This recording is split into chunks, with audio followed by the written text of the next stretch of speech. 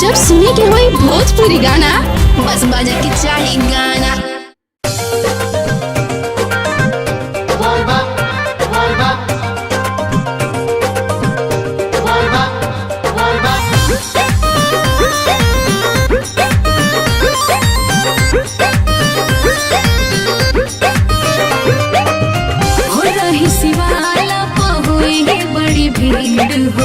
कैसे तू चिन्हवा लागल फिकीर हो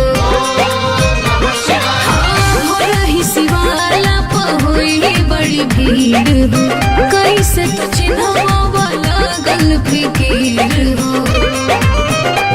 हर गेरुआ कलर लिखल बोले बम पर जवन दिल बन के अच्छा जल ढारी कर जान उहे वाला साड़ी पहिन के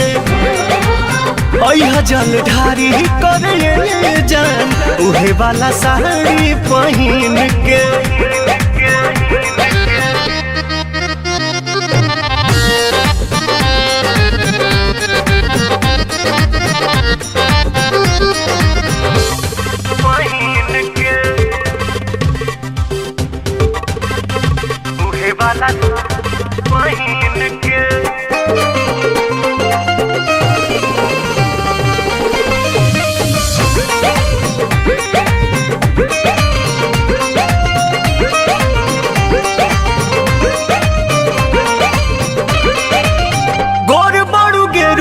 कलर तोहने खुली कहली हटी करगरी चंदन के गुली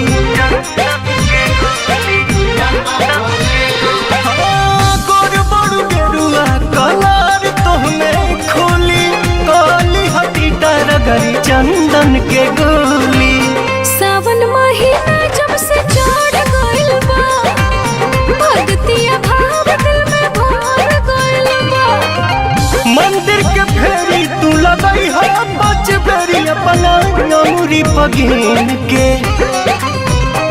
जल ढारी करे जान उहे वाला साड़ी पहिन के।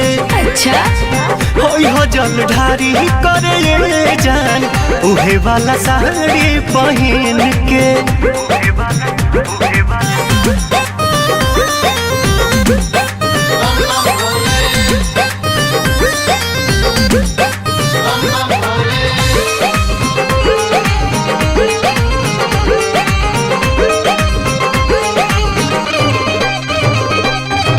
साचो कहीं लगता रुआ तना सुनर हो भोला कोरस केहू के लागे ना नजर हो।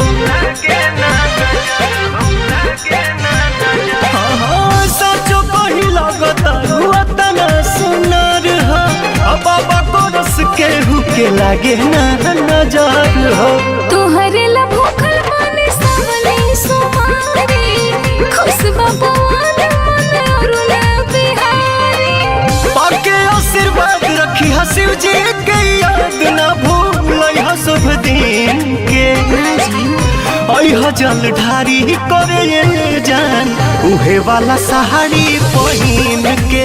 ठीक बा जी जल ढारी करे जान उहे वाला साड़ी पहिन के।